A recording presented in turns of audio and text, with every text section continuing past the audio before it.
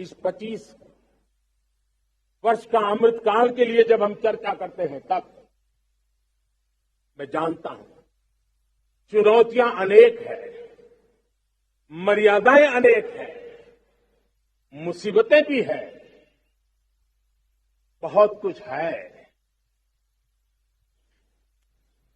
हम इसको कम नहीं आंकते हैं, रास्ते खोजते हैं, लगातार कोशिश कर रहे हैं, लेकिन दो विषयों को तो मैं यहां आज चर्चा करना चाहता हूं। चर्चा अनेक विषयों पर हो सकती है, लेकिन मैं अभी समय की सीमा के कारण दो विषयों पर चर्चा करता हूं। और मैं मानता हूं हमारे इन सारी चुनौतियों को कारण, विकृतियों के कारण, बीमारियों के कारण इस 25 साल का अमृतकाल,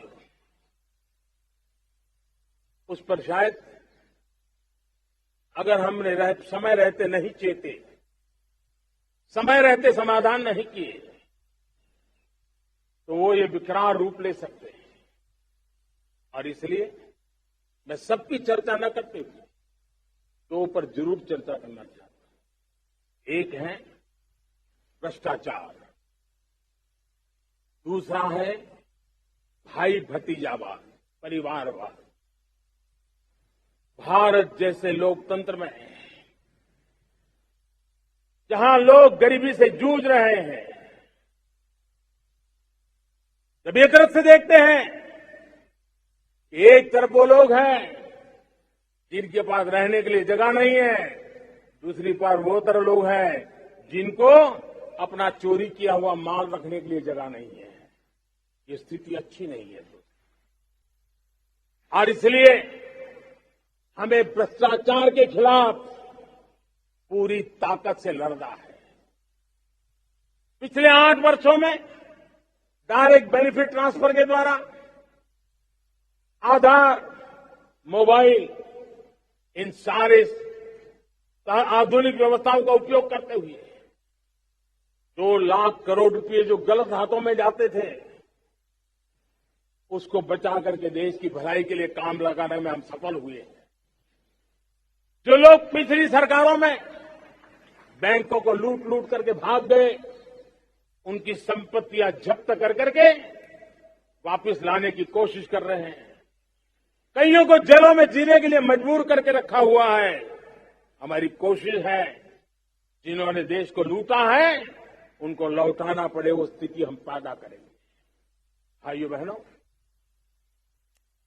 अब भ्रष्टाचार के खिलाफ मैं साफ देख रहा हूं कि हम एक निर्णायक कालखंड में कदम रख रहे हैं। बड़े बड़े चमरबंदी भी बच नहीं पाएंगे। इस मिजाज के साथ भ्रष्टाचार के खिलाफ एक निर्णायक कालखंड में हिंदुस्तान कदम रख रहा है। और मैं लाल किले की प्राचीर से बड़ी जिम्मेवारी के साथ कह रहा हूं। और इसलिए भाइयों बहनों, भ्रष्टाचार दीमक की तरह देश को खोखला कर रहा है। मुझे इसके खिलाफ लड़ाई लड़नी है, लड़ाई को तेज करना है, निर्णायक मोड़ पे लेकर के ही जाना है। तब मेरे 130 करोड़ देशवासी, आप मुझे आशीर्वाद दीजिए, आप मेरा साथ दीजिए। मैं आज आपसे साथ मांगने आया, आपका सहयोग मांगने आया हूं, ताकि मैं इस लड़ाई को लड़ पाऊं, इस लड़ाई को देश जीत पाए और सामान्य नागरिक की जिंदगी भ्रष्टाचार ने तबाह करके रखी हुई है। मैं मेरे इन सामान्य नागरिक की जिंदगी को फिर से शान बान शान के लिए जीने के लिए रास्ता बनाना चाहता हूं। और इसलिए मेरे प्यारे देशवासियों, ये चिंता का विषय है कि आज देश में भ्रष्टाचार के प्रति नफरत तो दिखती है, व्यक्त भी होती है, लेकिन कभी कभी भ्रष्टाचारियों के प्रति उदारता बरती जाती है। किसी भी देश में ये शोभा नहीं देगा। और कई लोग तो इतनी बेशर्मी तक चले जाते हैं कि कोर्ट में सजा हो चुकी हो, भ्रष्टाचारी सिद्ध हो चुका हो, जेल जाना तय हो चुका हो, जेल गुजार रहे हो, उसके बावजूद भी उनका महिमा मंडन करने में लगे रहते हैं, उनकी शान शौकत में लगे रहते हैं, उनकी प्रतिष्ठा बनाने में लगे रहते हैं। अगर जब तक समाज में गंदगी के प्रति नफरत नहीं होती है, स्वच्छता की चेतना जगती नहीं है। जब तक भ्रष्टाचार और भ्रष्टाचारी के प्रति नफरत का भाव पैदा नहीं होता है, सामाजिक रूप से उसको नीचा देखने के लिए मजबूर नहीं करते, तब तक एक मानसिकता खत्म होने वाली नहीं है। और इसलिए भ्रष्टाचार के प्रति भी और भ्रष्टाचारियों के प्रति भी हमें बहुत जागरूक होने की जरूरत है। दूसरी एक चर्चा मैं करना चाहता हूं, भाई भतीजावाद।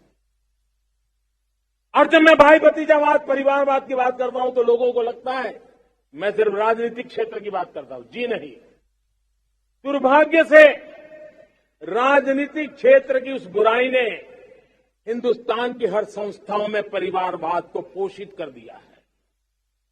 परिवारवाद हमारी अनेक संस्थाओं को अपने में लपेटे हुए है और इसके कारण मेरे देश की टैलेंट को नुकसान होता है, मेरे देश के सामर्थ्य को नुकसान होता है। जिनके पास अवसर की संभावनाएं हैं वो परिवारवाद, भाई भतीजे के बाद बाहर रह जाता है। भ्रष्टाचार का भी कारण ये भी एक बन जाता है ताकि उसका कोई भाई भतीजे के कार्य आसरा नहीं है तो लगता है चलो भाई कहीं से खरीद करके जगह बना लो।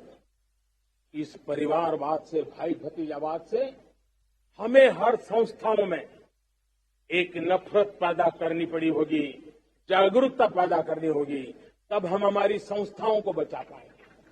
संस्थाओं के उज्जवल भविष्य के लिए बहुत आवश्यक है। उसी प्रकार से राजनीति में भी परिवारवाद ने देश के सामर्थ्य को सबसे सारा अन्याय किया है। परिवारवादी राजनीति परिवार की भलाई के लिए होती है, उसको देश की भलाई से कोई लेना देना नहीं होता है। और इसलिए लाल किले की प्राचीर से तिरंगे झंडे के आन बान शान के नीचे भारत के संविधान का स्मरण करते हुए मैं देशवासियों को खुले मन से कहना चाहता हूं, आइए हिंदुस्तान के राजनीति के शुद्धिकरण के लिए भी, हिंदुस्तान की सभी संस्थाओं के शुद्धिकरण के लिए भी हमें देश को इस परिवारवादी मानसिकता से मुक्ति दिला करके योग्यता के आधार पर देश को आगे ले जाने की ओर बढ़ना होगा। यह अनिवार्यता है, वरना। डाउनलोड करें अमर उजाला ऐप और पाएं खबरें लगातार। अगर आप ये वीडियो YouTube पर देख रहे हैं तो हमारे चैनल को सब्सक्राइब करें और बेल आइकन को दबाना ना भूलें। अगर आप Facebook पर ये वीडियो देख रहे हैं तो हमारे पेज को लाइक करें।